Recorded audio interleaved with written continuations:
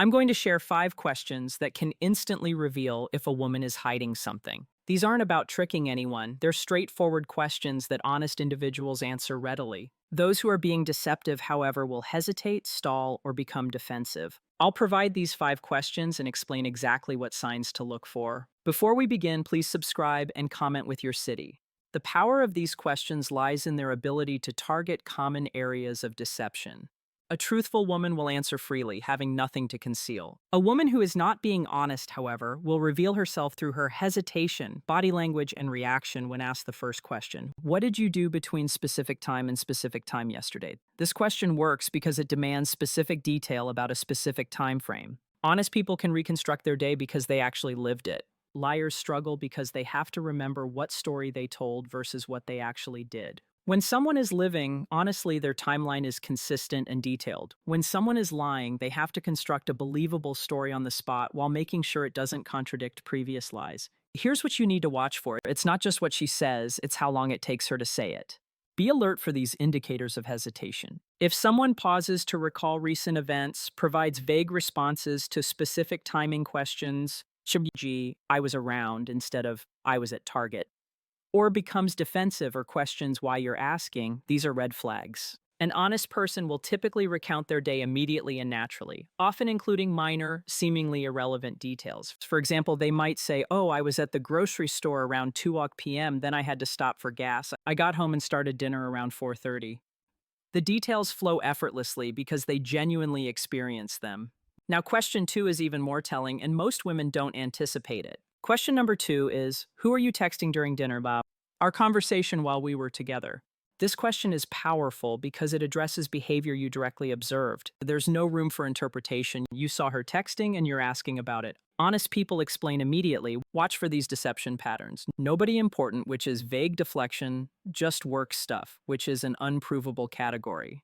My mom's sister, which uses family as cover, or I wasn't texting, which denies observable reality. The next question will make her squirm if she's hiding something. Pay attention to the gap between when she puts the phone down and when you ask if she's immediately ready with an answer. It's probably true. If she has to think about which story to tell, that's your red flag. She might flip it on you with, why are you monitoring my phone, or don't you trust me? These are deflections designed to make you the problem for asking a reasonable question about something you observed. But question 3 is where things get really interesting. What would you do if I looked through your phone right now? This question isn't a request to examine her phone, but rather an inquiry into her potential reaction. Her response will reveal her comfort with transparency and whether she has anything to conceal. Honest answers might include, go ahead, or sure. Other responses that indicate honesty could be, what are you looking for? Or, that's weird, but okay.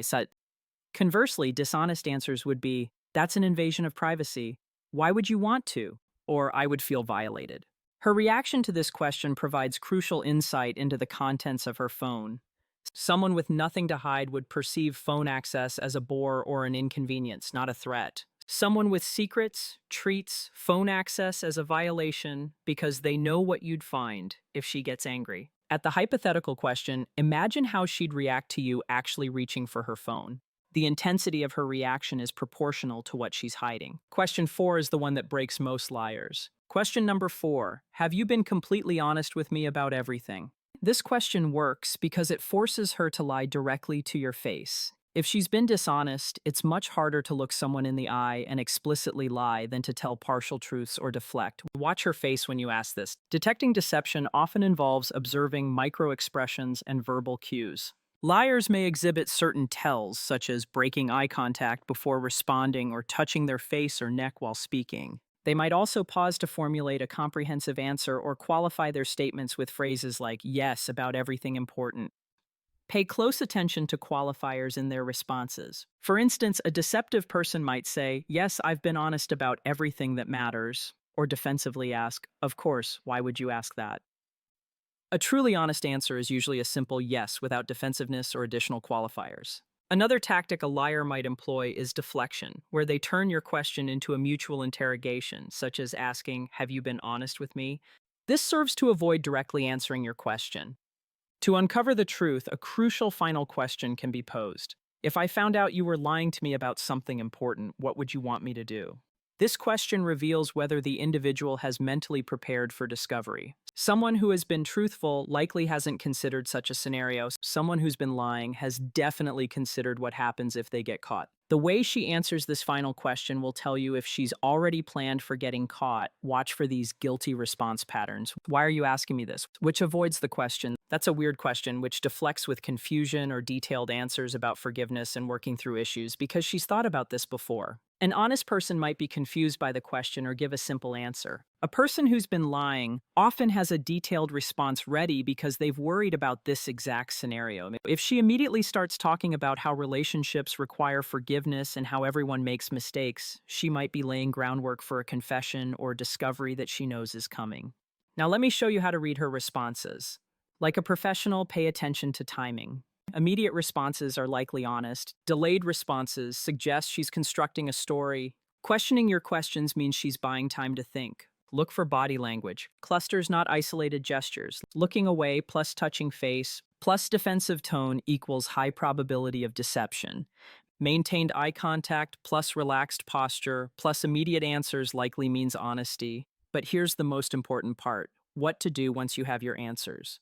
Truth tellers give more detail than necessary. Admit uncertainty and make statements. Liars give minimal detail, claim perfect memory, and ask questions back. Don't make these crucial mistakes when asking these questions. Never ask all 5 questions at once. Spread them out over time. Asking them all in one conversation feels like an interrogation and will put anyone on the defensive, guilty or innocent. Don't denounce your strategy. Never say, "I'm going to ask you some questions to see if you're lying." The power is in the natural conversational way you ask these questions, and here's the biggest mistake men make. They focus on the wrong thing entirely. Don't focus only on the words. Her verbal response is just one piece of data.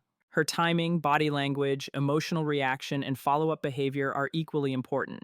Indicators don't use these as weapons. These questions are for gathering information, not for starting fights.